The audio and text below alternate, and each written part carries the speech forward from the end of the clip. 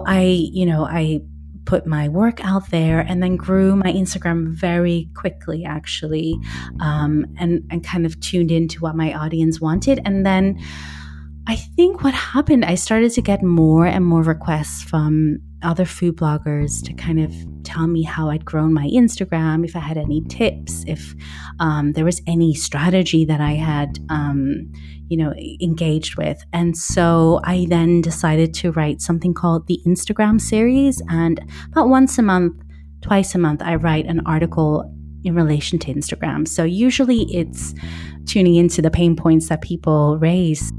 That was Kimberly Espinel, and this is episode number 165 of the Chopped Podcast.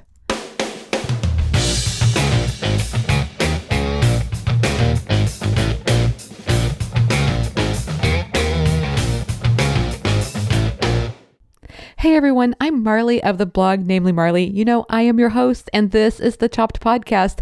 I like to think of it as the podcast designed for people just like you, bloggers who love food.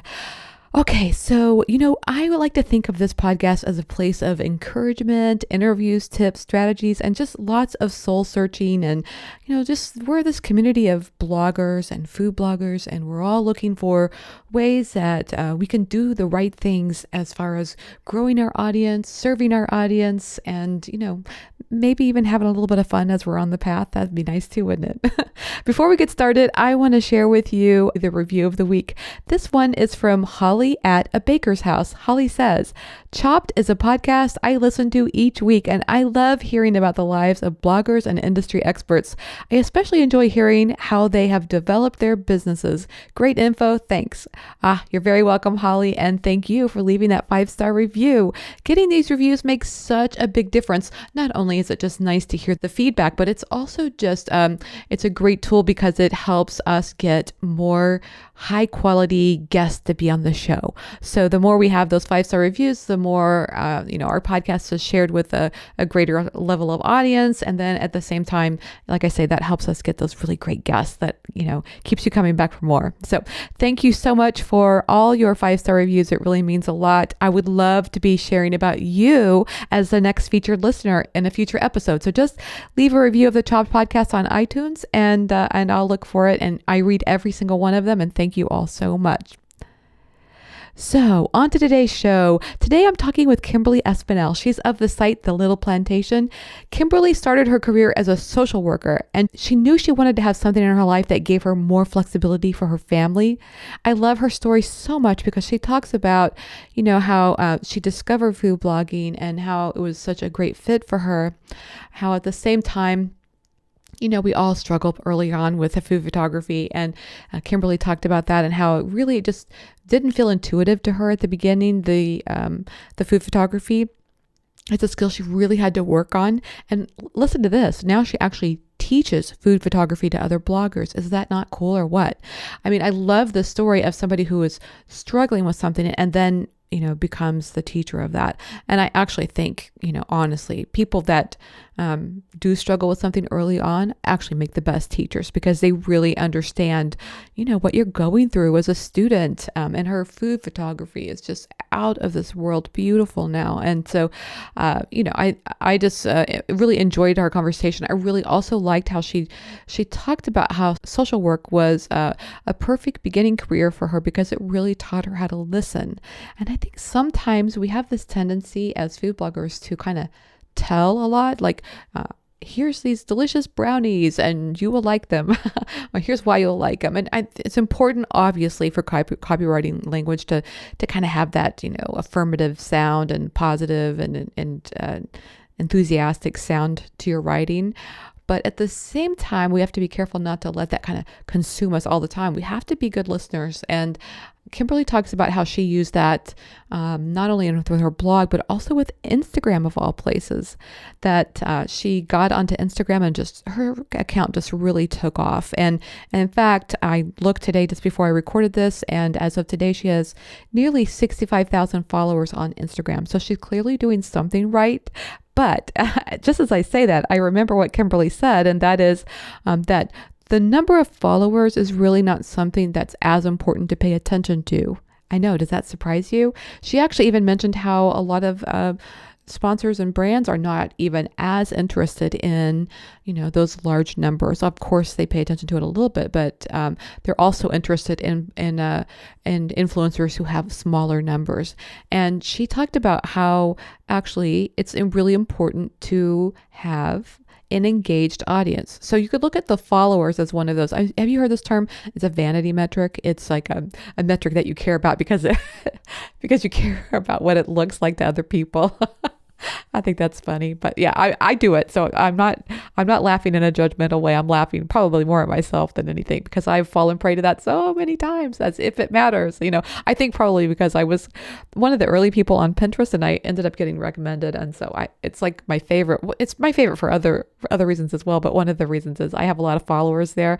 I wish all my social media accounts would do as well. So I was actually paying a lot of attention to Kimberly because, Instagram it's a different creature altogether. And I'm sure you feel that as well. And I was just really impressed with Kimberly's message about, quit trying to trick the system and try to figure all these things out. It really comes down to how well can you listen to your audience and how well can you engage them?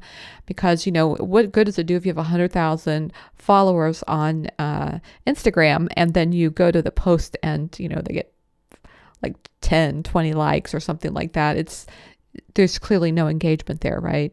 And so really what you are after is an engaged audience. And so we talk about that a little bit more, and it was a very interesting discussion. Like I say, it was very eye-opening, and actually Kimberly mentions, I believe it's in reference to when Allie Ebright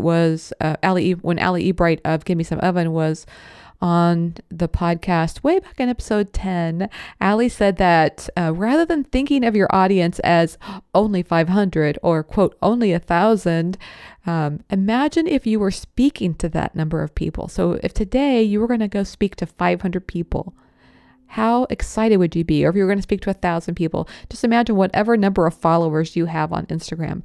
Like, you might go, oh, I'm not as big as the big people, the big influencers have this number.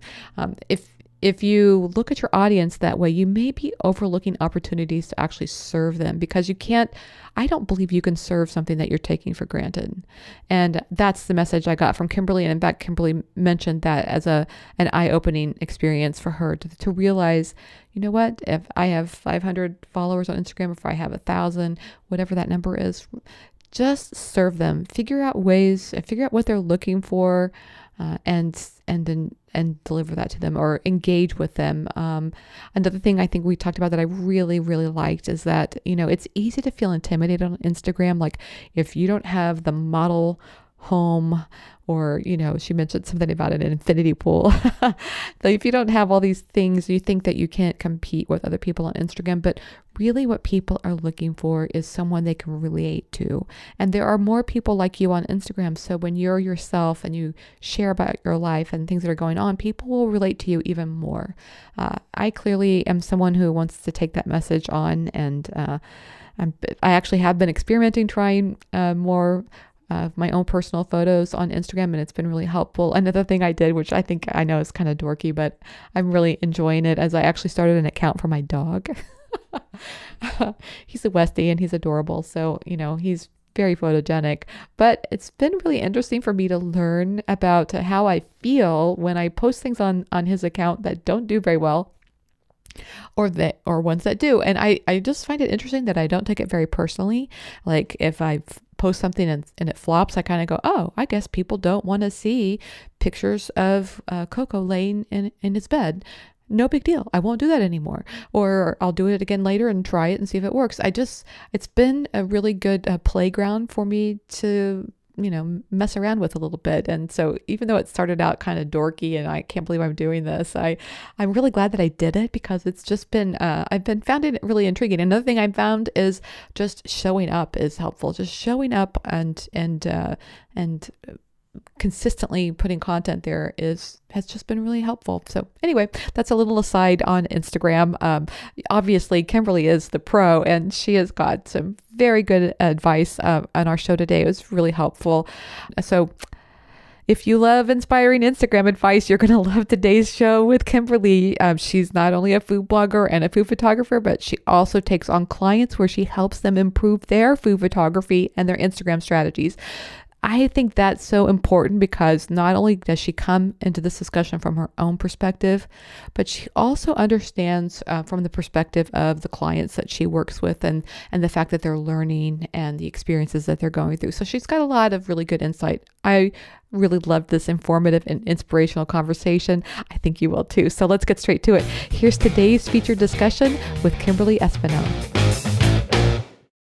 Hey everyone, I'm happy to have Kimberly Espinel. She's of the site The Little Plantation, where she's a food stylist, a recipe photographer, and also a food blogger. Hey Kimberly, welcome to the Chop Podcast. Thank you so much for having me. Oh, I'm so glad that you're here, Kimberly, and I'm really looking forward to talking with you. In fact, I just have this whole list of questions. There's so much that we're going to talk about today. I'm really, really excited. But I always like to kind of start with a little bit of background. I love your site, The Little Plantation. I was just curious if you could talk a little bit about, what was the thing that made you start that site? Yes. So I was actually a social worker for nearly 15 years. I really thought that was a career I was going to be in until I retired. I loved my job. And then I gave birth to a little human being, my son. And that kind of turned everything on its head for me. I just felt that a 9 to 5 didn't suit me anymore, didn't suit my family anymore. And so I started to explore other avenues where I could be more present for him whilst also still working and contributing to the family income. And actually, the way I started was I became really passionate about plant-based foods. So I haven't always been plant-based. I used to eat, be an omnivore. And I got really seriously into plant-based foods after I gave birth to him, and then decided to retrain as a nutritional therapist. And in my first year, I thought, you know what, this is a 3-year course. By the end of it, I will have invested time, money, energy, and no one's going to know who I am. So I decided to start the Little Plantation to kind of put together all my plant-based recipes. And then at the end of it, I thought, I'll have this body of work that clients can find. But then within the first 6 months, it became very clear to me that I was way more into photography and styling and recipe development than I was into my nutrition course. So, that's kind of how it all started. Wow. And did you have a background in photography? I mean, what made you fall in love with that, you think? Not at all. So I never owned a camera before. And in fact, I had this fantasy that one of my friends who she lives in the same neighborhood as I do. She's a wedding photographer.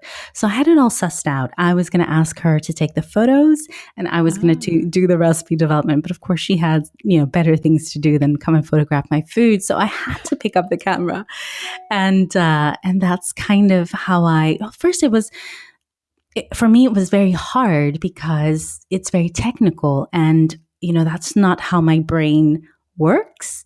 But once I kind of got the gist of it, I just loved it. I just loved being able to be creative and explore. And I always say to my students, I call it playing. So it's my playtime. It's my time to be creative and it's me in my happy place.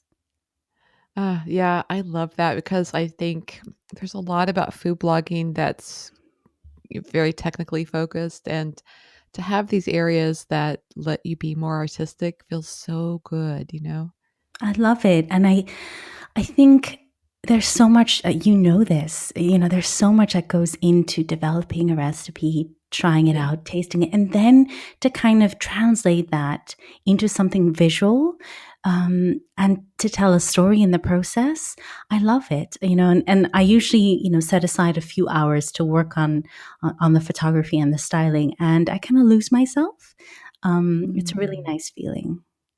That is a very nice feeling. So in other words, okay, so I have to be honest with you. Sometimes, I live my life by spreadsheets sometimes, and that's not always the best thing to do. I mean, because I can easily get into this mindset of okay, recipe developed, check.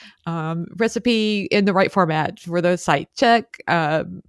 Photography, check. And so then I think you don't let yourself just play around. Like I just hearing you say that just inspired me. Just the idea of giving yourself a couple of hours just to play around with the photos to see what happens with it. That's cool. I mean, don't get me wrong. It's, I'm not that dissimilar to you. I have a little schedule, so Yes. but I make it so that I have enough time, because what I've noticed is that if I feel rushed, then Ah, it shows in my work and I don't enjoy the process. So I ah, will make sure that, sometimes I'm an early riser. So sometimes I'll do my admin, say from 6 a.m. to 7:30 before my son wakes up for school. And that means that's out of the way. And then when he's off in school, I have that block of time to to try to play around, to move things around. And I block that out in my diary. that I'm taking a deep breath and just feeling into that because I mean, just just saying how you don't always enjoy the like if you get too task focused, you don't enjoy the process sometimes, and I can really very easily take on this get her done mentality. Like Hmm. I don't really care, I just want it over, I want it done, and that's just not healthy. I every time I go there, I am not happy. So thank you. Yes. It's I needed this reminder to Yeah, realize, it's, you do need to enjoy the process. I think it's kind of like, it's almost like a meditation, right? You just Yeah. have to be in the moment and just be in the Yes, that's moment. right. Yes, you can't wish for meditation to be done. You need to No, enjoy the meditation. That's a very good exactly, point. exactly. Yeah, and so I actually inspired by what you were saying. Like, I think it's probably important to talk with people about this too, to explain that you talk about your students. Not only are you, you went from a big switch to from social worker to a food blogger and food photographer, but you actually now teach that. Is that right? That's correct. That's actually the main focus of my business, as it were. So I call myself a food photography blog.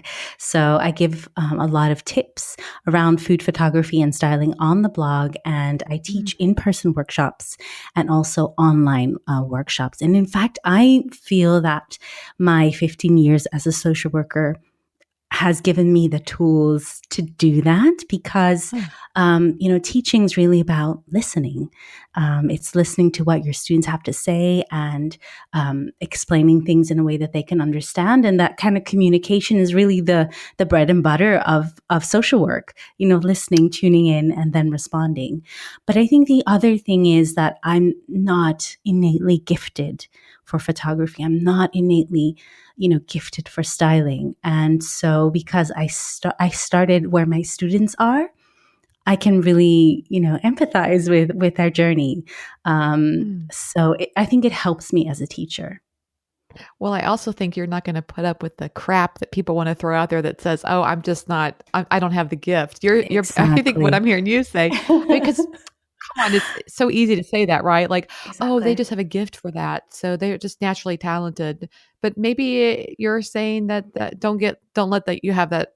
Let me say this again. Don't. That's not an excuse. Absolutely. So I am tough, because I think Ah, we are our own biggest obstacles, like that kind of yes. negative talk, and then, it's a self fulfilling prophecy. But I think once you let that go, and that's what I'm also there for, to show my students, actually, you can do it. And I love it when they then take the shot and they look at me and like, did I just take that shot? And it's like, yeah, you did that, you You see? did. And I love that. I love it. And I think honestly, I've said this before. I feel like food photography has just photography in general, basically transformed the way I look at the world because I don't think I ever paid attention to light before. I never Mhm. paid attention to, how. I mean, I'm not saying I never noticed it. Of course I noticed it. I don't think I knew what I was seeing, and photography really transforms all of that. I think that's a really nice way of putting it. It is, kind of, for me, it's about having a concept in my mind and then communicating with the camera and the light to create that. And then figuring out and kind of problem solving, what do I need to do with my ISO? What do I need to do with my f-stop to create that vision that I have, in the back of my mind. So it's a lot of fun. It's playtime. Okay, so I know that you probably work with students at all levels of skill levels, and I'm just curious overall when you're working with your students or when you're, critiquing photography, what is the one thing that you think that can take a photograph from okay to outstanding? I think we kind of touched on it already. I think it's a really good understanding of light. So, one of the very Mm. first exercises I give my online students is to place an apple next to a window and to photograph that apple at 9 a.m., at 12 noon, at 3 p.m., and at 6 p.m., and then to look at how the pictures are different, and then to kind of establish which one they like best. And then we look at it together and we kind of analyze why. And usually it's because of the light. So, to start really simple, to see how the light moves, how you can capture it, and how that affects the photo and the food. And then I often ask students if, say, that exercise, if none of them look good, to find a different window to work from until they find their spot and their place and they can see how the light works. So I think that's the very first one. The second one actually is that photography is kind of like learning the violin, learning to walk, learning to talk. It's something you have to practice.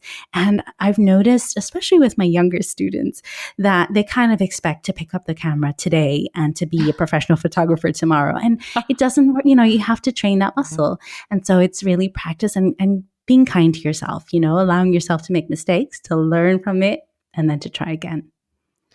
Oh, that's such good stuff. And what I love about the taking the photo at the different times of the day is that in some ways you could look at that and say that none of those times are wrong. Like, a lot of times people say don't do harsh overhead, like a photograph at noon in the middle of the day is not a good idea. However, I could see where if we did see photos come through. I'm trying to think what it was from. It was I'm probably subscribed to all these different food places, and they were wanting to show a lunchtime picnic, and so there was harsh lighting, and it worked. So I think what I'm hearing you say is like there's beauty in all of the shots. It's just a matter of like which one really connects with you the most, and which one is telling Exactly. the story that you're trying to tell. Exactly. Absolutely. You nailed it. That's it. And, and that way we also learn what our taste is, because that's sometimes really hard. Again, when people start out, they're like, should I do light and bright?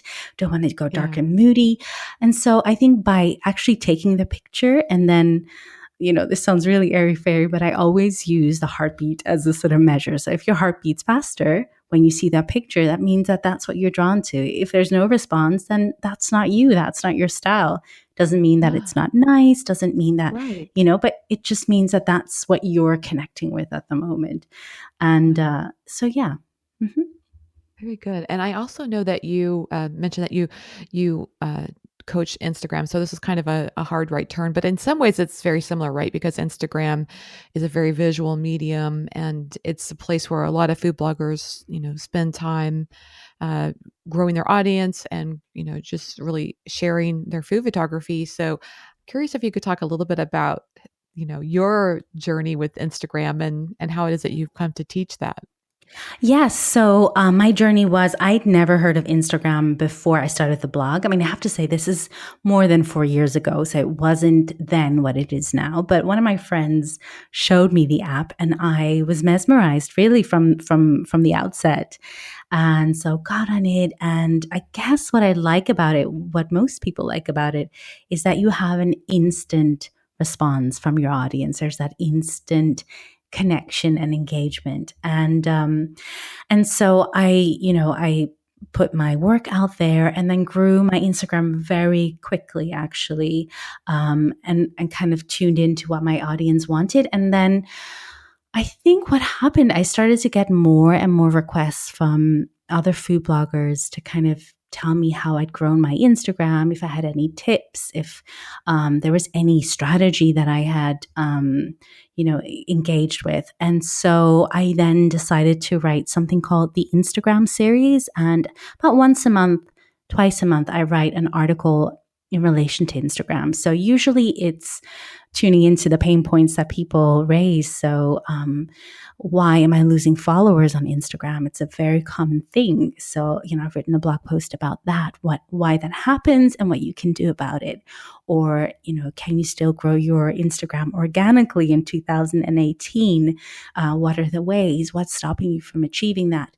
So, So yes, I try and kind of tune in and listen to what people have questions about, and then write a blog post about it. Because I think as a food blogger, it's not just about photography. It's not just about recipe development. Social media is so important. Such an important medium for us to do our work. So that's how that came about. Well, and you talk about, really listening to your audience, and I'm curious what that means for you. Like, what did that look like on Instagram in particular? Was it the reactions that you got from certain posts, or uh, maybe responses or engagement? What were you actually looking for? So different things. The first thing is, generally speaking, I post kind of food for thought in my Instagram grid. So I might have a post to say, how are you finding the Instagram algorithms this year? Have you noticed any shifts and changes? Are you struggling with anything in particular? So I'm really inviting people to share their experiences with me, and usually hundreds of people respond to that, and then I kind of accumulate the common threads that I see, and do my research, I and see. then write the blog post. But also, at times I go live on Instagram. So several times a year, I'll do a series, kind of like a podcast in a way. So I'll go live for a set of six sessions every Thursday at 7 p.m., for 6 weeks, for 6 consecutive weeks. And then every week we'll have a different theme. So it could be like, what food trends are really, making it big on Instagram right now. Share your thoughts, and I share mine, and it's an exchange. Or, how do you feel about bots on Instagram? Have you been contacted by anyone? Have you used them? How do is it fair? Is it honest? So there's always some sort of conversation, either through my grid or live, or also on Instagram stories. So I might post a question, such as, oh gosh, I'm trying to think what I asked. Have you noticed any glitches on Instagram? And then people will say what their glitches have been. And again, I accumulate that information and then put it in a blog post for the Instagram series. Does that make I see. sense? So it's really more like you're seeking to have a conversation on Instagram versus, a lot of times what I see are people just kind of putting their content out there. And sounds like what you're suggesting is maybe more of a conversation. Yes. I mean, I really see Instagram as, or better said, I think the beauty of Instagram is that you're able to build community. And there's no other platform that allows you to do that in the way that Instagram does. And that's the strength of it. And also for us, food bloggers, if we want to write a cookbook, for example, ask your community what they actually want. What are their needs? Where's the gap that they feel that they can't find in the cookbook section in the bookstore? So it's Mhm. really about communicating, and a two-way stream, and with that, building community. Because if your audience feels that you hear them, then there's that bond that gets formed. So I love that about Instagram. I'm curious, when you're coaching people on Instagram, do you feel like that's an area where they push back? I mean, is there fear about creating community? Not so much a Oh, fear good. about creating community, but I think lots of people feel they're not interesting enough to Mm, post anything personal. So yeah. one of the big mistakes I see a lot of my clients make is they will post a picture of, say, cinnamon buns, and then their caption will be, "These are cinnamon buns. They're delicious." They're so And I good. mean, you Yeah. laugh, but it's very, very common. And partly is people feel very self conscious, or like, I can't say anything about me because nobody wants to know. But Yeah. actually, we want to know the person behind the cinnamon buns. And in fact, I can see their cinnamon buns, and I can figure that, I want more. I want that connection, because as a human, that's what we're always looking for that connection. So another example would be something like, "This is my grandma's recipe, and we made this, if every year for Thanksgiving or whatever." Um, and so I'm just so thrilled to be sharing it with you now. And I don't know, that would be kind of an example Beautiful. of, Yeah. yeah. That's exactly it. It brings the recipe to life, but it also gives, you feel like a three-dimensional person. You feel like somebody I want to connect with, because I had a grandmother and she wrote recipes. And so Yes. there's a touch point. There's something that connects us. And that's really what Instagram allows us to do. And we can respond to that instantly. Um, and I think once people understand that Instagram isn't just about sharing beautiful photos, but it is about that connection, that human connection, then growth comes. Then the enjoyment of the platform comes. Right. Then you get noticed by brands because you've got something to say and an audience that you're interested in and who's interested in you. Oh, it's powerful and it's simple, but at the same time, I can see where it can be a little bit of a stumbling block because maybe we're used to things like Facebook or Twitter or whatever that, you just put the content out there Yeah. and Instagram requires a little bit more thoughtfulness, I think. Yes, I think that's the word, thoughtfulness, and to give your Instagram a little bit of personality. So another thing I always say to people is to really think about their little bio, just starting with a profile picture. Put a picture of you. Some people put their logo or a brand or but my heart isn't going to beat faster. I'm not going to connect to a beautiful Yeah. logo. I will connect to a human being that somehow looks like me, or maybe you're standing there and cooking for your kids, and I'm like, okay, I'm a mom too. You know what I mean? Mm, Like that's yes. really, and then also what you write in your bio. Give something away, where you live. Even sometimes that can be a connection point, or what you do, or your favorite food. It just means that, yeah, that it just feels more, you feel more approachable. Yes, and I think what I'm hearing you say too is it's like you have to kind of own your story, and sometimes I don't know. I think it's easy to feel like we're just a food blogger like everybody else, like all the other food bloggers out there. But if you had said something like people will say, "Well, I'm not that interesting." I know I've certainly felt that at times myself. But then when you start to think about, oh well, I've got this going on, or this is happening. I've got things that I could talk about for sure. It's just a matter of kind of, I guess, maybe getting used to that and getting used to sharing that. I totally agree. But also, I did a survey very recently. And in fact, I don't know, I think you do show notes, and maybe it would be Yeah, something to put in the show notes. But for sure.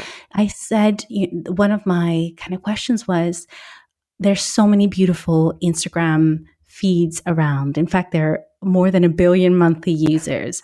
Wow. Apart from the photos, what is it that makes you click the follow button? Why do you want to follow, a journey of a particular food blogger?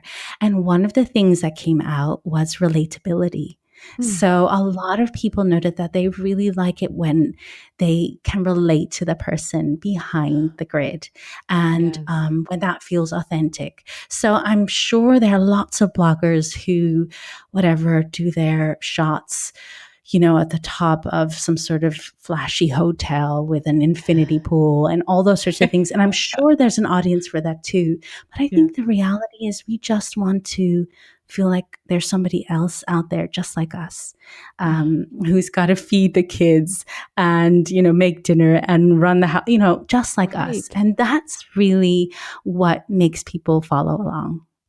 I'm so glad you said that, Kimberly, because I think especially in Instagram, because it can feel so intimidating at times because I see a lot of very gorgeous houses. I see a lot of gorgeous people. And, like it starts to feel like, I don't know that I want to share anything here too personal.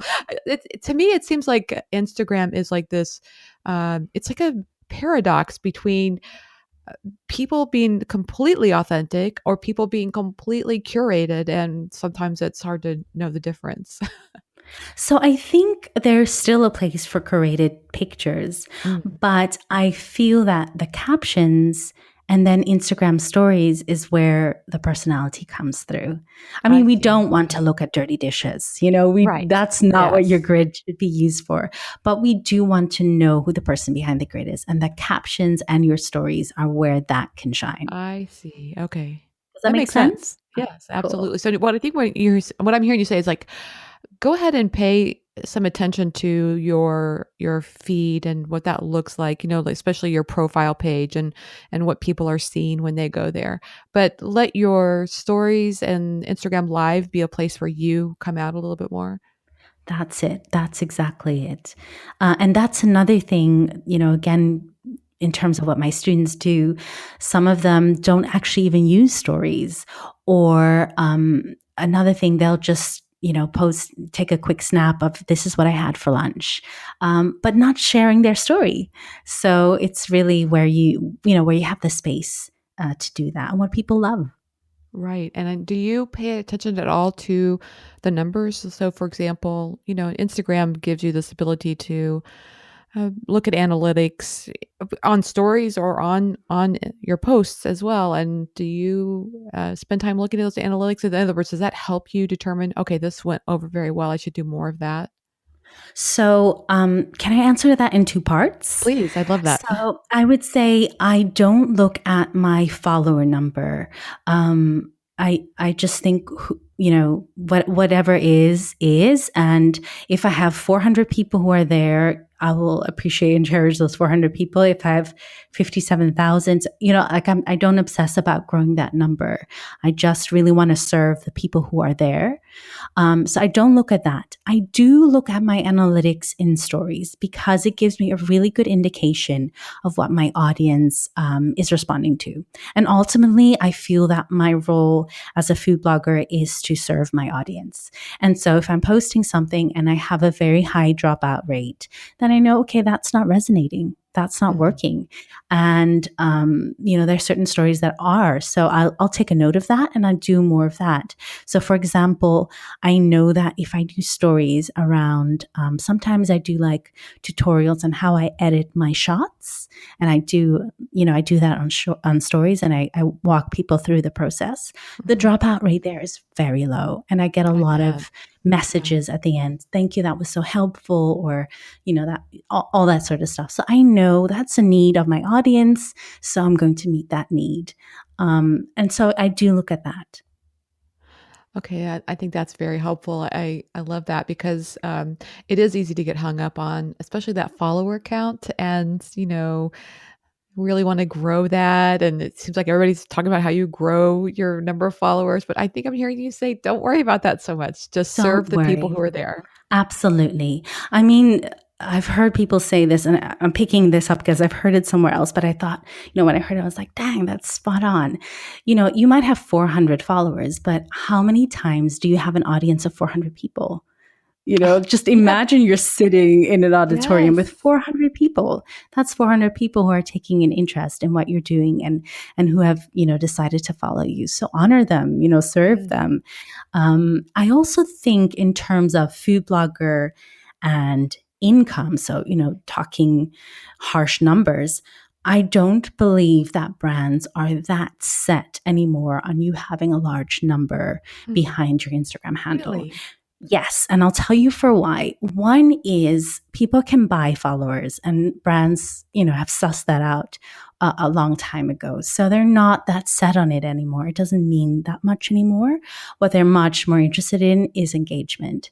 So even if you have 5,000 followers, but they're really engaged, they're really responding, you're communicating with them, brands will reach out to you. They're Hmm. very interested in what we call micro influencers, and you have a place and a role, and they enjoy working with you much more so than somebody who has 900,000 followers. I've seen this, and they have 5 comments. Right. That's sending all the wrong signals. So cherish the audience you have, get to know them, show interest, serve them. Ah, that's so good because honestly, I think in some ways this may sound counterintuitive, but the number of followers you have is a little bit out of your control because it seems like in some ways, maybe you might have a different opinion, but it seems like in some ways, especially as a business account, Instagram might throttle how many people are coming your way anyway. Is that right? Or There's not? speculations about that. Okay. There's rumors about that. Instagram says it's not so. Okay. And I would argue probably not. but still, Instagram, what is true is the more followers you have, the smaller your reach. So, for example, I'm plugging these numbers out of the air, but Okay. just to give you a sort of, so if you have 10,000 followers, the Yeah. people of those 10,000 followers, perhaps 25% actually get to see your content. So when you then go up to 50,000 followers, that drops to, say, 15%. And when you get Really? to 100,000 followers, your reach plummets again. So that is something that Instagram does very deliberately. And that, whether your business account or not, as a matter of fact. So, there are lots of things. And truth be told, they can have those numbers in the next 3 years.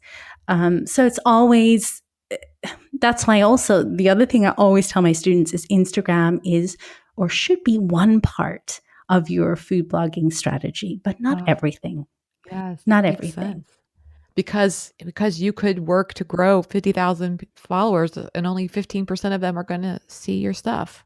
Yes, and that is today. And then in 5 years' time, that could, Yeah, be even less. right. So I think Instagram has its place. I think Instagram is important. I think it's a beautiful, as I say, a beautiful platform for that communication and community, but it shouldn't be your be all and end all. So the blog, lots of people are not starting a blog anymore. I think that's Really? really, yes. Or Yeah. they're using Instagram as quote unquote their blog. And I think in terms of longevity and, your food blog as your business, I think that is a dangerous strategy. I think the other thing that people find a little bit tedious, and I hear you, but starting a mailing list, but it's so important. Yes. So all those sorts of things, and then having a podcast, Marley. I mean, better than anyone. It's a great way to communicate with people, It is. and it's a lot of hard work, I'm sure, It but is. it's worth it. Yeah. It's that special connection that you have with your audience that um, at this point in time, no one can take away from you. So I think there are lots of other avenues. And, Instagram should just be one of many different things that you do to grow your blog. Well, I love that because I do think that's true. It does seem like Instagram it's turned into, the end all and be all of social media, and it's Yeah, great. It is beautiful. Um, it's a beautiful setting, and I love, I love scrolling through and looking at all the great, inspiring pictures and everything. But I think what I'm hearing you say, it needs to be part of a bigger strategy of reaching absolutely. your audience, and a lot of these places are throttling, whether it be Facebook or Twitter or even Google or whatever, they're throttling in certain ways, and so maybe having a multifaceted strategy is the best way to go. I think so. I really do. And not forgetting your home base. So, Yes. not neglecting, creating regular content on your blog. And can I say one more thing? Just because it's in my mind, and Yes. I said Yeah. I Yeah. have to mention this on the podcast. But a lot of the, so I also, just as a side note, I also have a Facebook group. I Ah. call it my creative community. And a lot of the people inside my creative community dream about writing a cookbook. And I really think that writing a food blog means that you get to practice your food writing. There's, Yes. writing and that storytelling and even recipe writing. It's a real skill. And I think that those are the things that you can really fine tune on a blog. And so I think if that's what you're aiming for, great if you have a large following on social media, but your food blog is really where you hone your craft when it comes to, preparing to write a cookbook. Right. Oh, yeah, that's so true. I think, and to be honest, actually, we have just got a cookbook offer, and we're working on it right now. And Congratulations. thank you. I'm both excited and overwhelmed. I can But imagine. the thing that I'm learning is that the cookbook has actually been very helpful for me in, I think, being a better blogger, because I found it very interesting that we're doing this cookbook as a part of a series, so it's not as if I have to come up with a creative format for it. I don't have to they've already got it all that figured out, and they want me to create content that goes within their format. And so it's interesting to see the specificity that they have about what they're looking for in the recipes, Mhm. and to realize how helpful that could be for my own audience, that if I stuck with these parameters, created some parameters around my recipes and or any of my content, to be honest, I think that's kind of comforting to the audience to know what to expect. Yeah. And I mean, I'm sure I haven't written a cookbook or anything like that, but I'm sure you've kind of come to realize how, it's not as easy as it seems to write recipes. It's not as easy as it seems to make every recipe interesting and different and engaging Yeah. because sometimes again we know what we mean, but we have to Yes. translate that into words so that others. Yeah. So yeah, I think it's a real skill, and Instagram is great for sharing the final result, but the Yeah. blog is a great way to actually communicate the recipe and share it.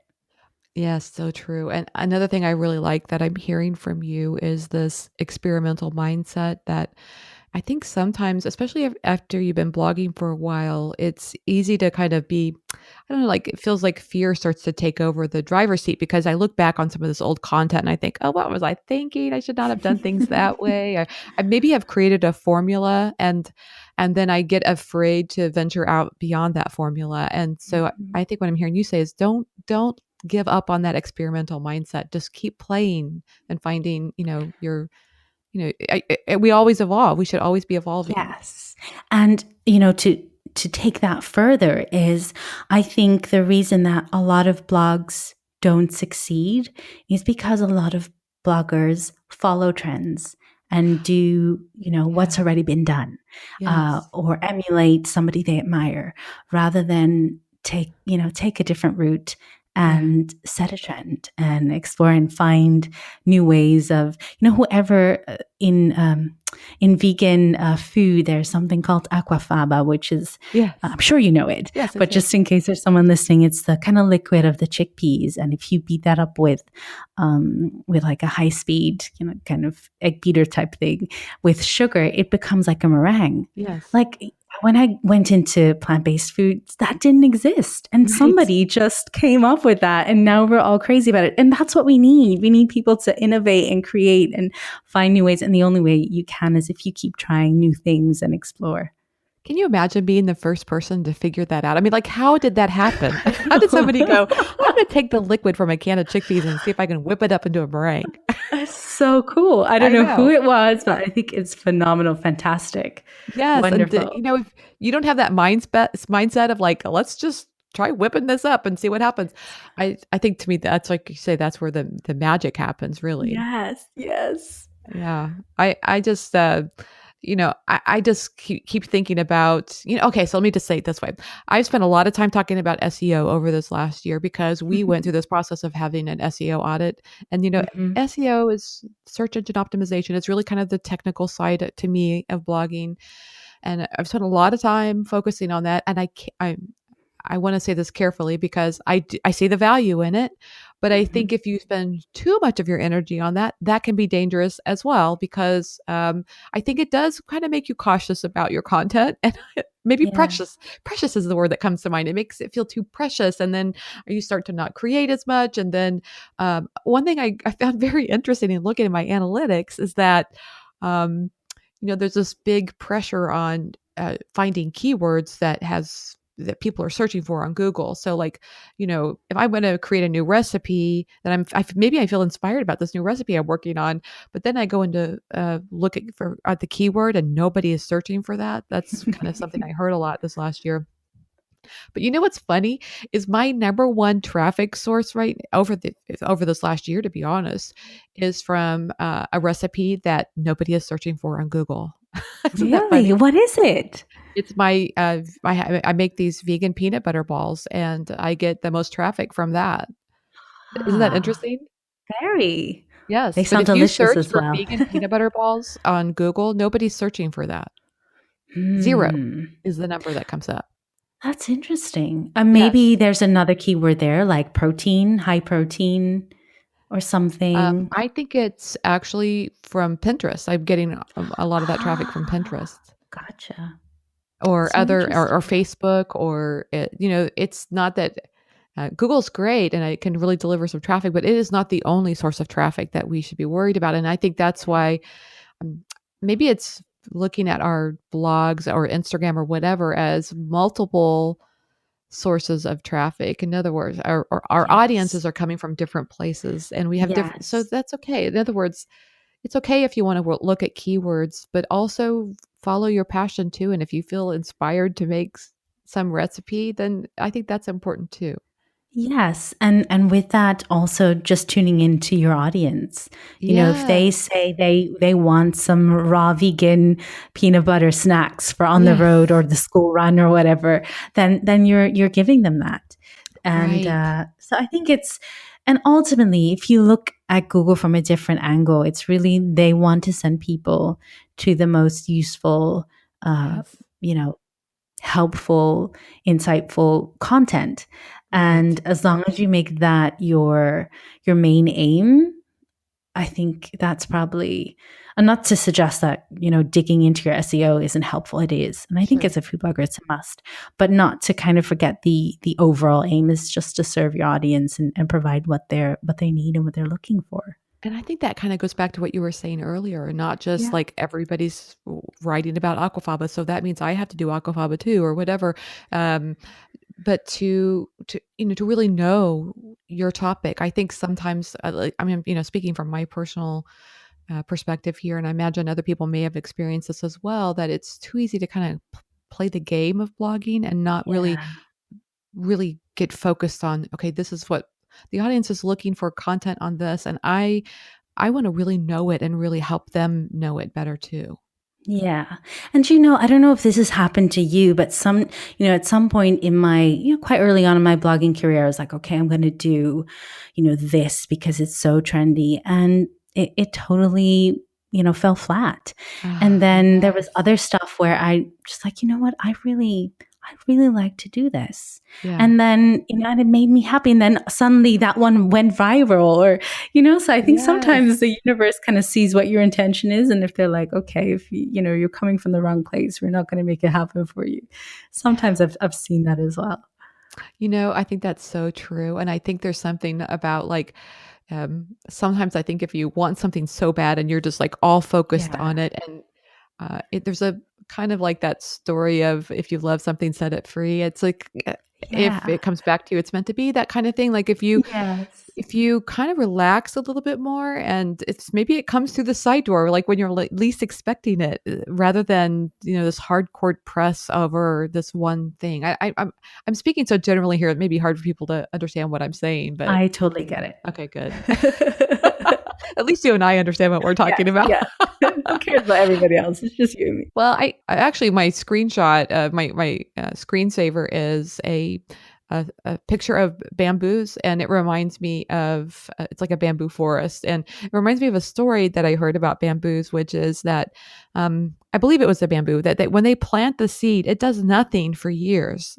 It just sits there, and they've actually, analyzed, the scientists have analyzed the seed, and it's just sitting there, and then it all of a sudden sprouts and it grows. It's the fastest growing tree of anything out there. It grows so fast. And I think there's some truth to that too, that sometimes the best that we can do is plant the seeds. We can be doing the things that we need to be doing, but we can't always have control of the outcomes. And so, Yes.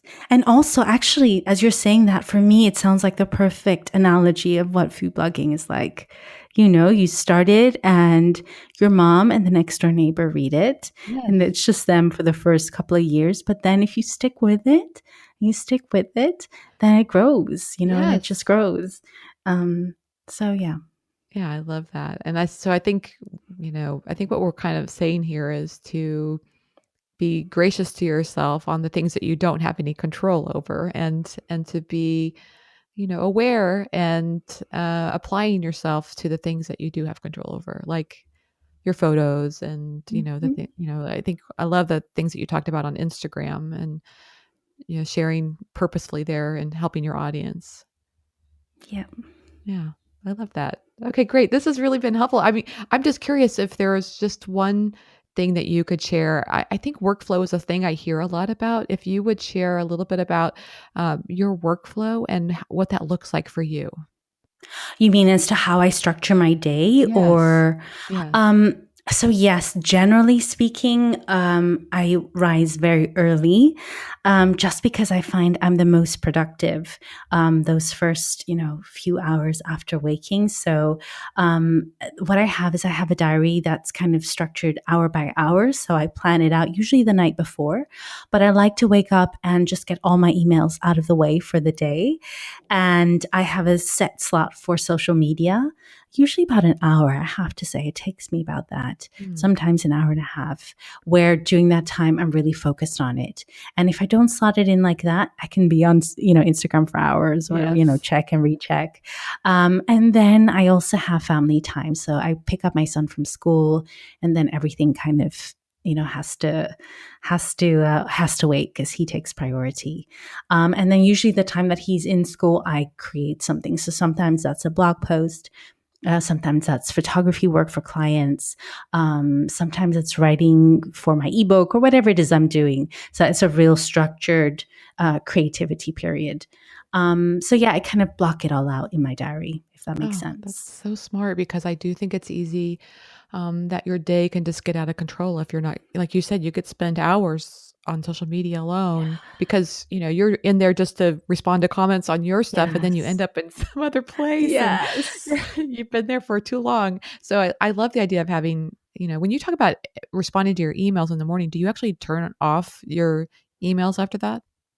I don't, Okay. but I won't respond unless it's a dire emergency. Got you. Because if not, Yes. you know what it's like. You can just, again, get sucked into that. I also have to say, I have a PA as well. So sometimes I usually send her WhatsApp messages, actually. Or, in the morning, I'll Yes. forward everything. I said, can you respond to yada, yada, yada? Just because emails, again, is a real time suck for me. So that's kind of, but then I know it's done and then I just feel better. Like when my Yes. inbox is empty, I just feel kind of light, Yes. like, um, and the other thing I've scheduled in, I think I've heard you speak about that in one of your episodes actually, but, I also schedule in workout time because, Yes. I just find if I don't schedule it in, it doesn't happen. Oh, I'm so glad you brought that up because I was just reading today about how inactivity is an epidemic that we're experiencing. It's so important to be physically active. And I think especially for us that, we Yes. work at home a lot, Yep.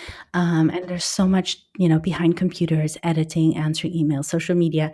It's so easy to get sedentary. So I've Yes. really made that a must. And I feel, you just always feel better when you do exercise. So I always plan it into my diary, always. I think I feel like my mindset lately has been like I have to be a warrior about my happiness. Like I have to be like out there willing to fight for my happiness. And so if that means I have this little stair step in my office and I will go and Yes. do 10 steps with some really great music playing, I have to do that. Yeah, I love that warrior. That's beautiful. Yeah, Yes. exactly. Maybe because I listened to that song, "I'm a Warrior," that I can't. Oh, It's like from the '80s. I'm doing this '80s playlist right now. okay. And that Oh no, song, "I yeah, you am a have to send warrior." it to me. I don't think I know that one. I I'll want to put hear it. I'll that. put a link in the show notes so Yeah, so everybody can enjoy cool. the song. It's really good. Awesome, Okay, so awesome. I love to ask these questions at the end of the interview. Are you game? I'm game. Okay, I'm really looking forward to hearing your answers. Okay, so what's one food item you can't live without? So I knew that question was going to come, and I was going to say, "Can I give you three?" But no, I will stick to the You could give me three rules. if you want. Yes. Okay. The Okay. three that are just daily are tamari sauce, Mm. a lime juice, Ah. and usually some sort of vegetable oil. I rotate between sesame oil and olive oil. Those are Oh. kind of musts. I Can't think live without sesame them. oil and tamari with a little bit of lime juice sounds really good. That's it. That's it. Over rice? Or what do you have that Oh, over? Tofu? delicious.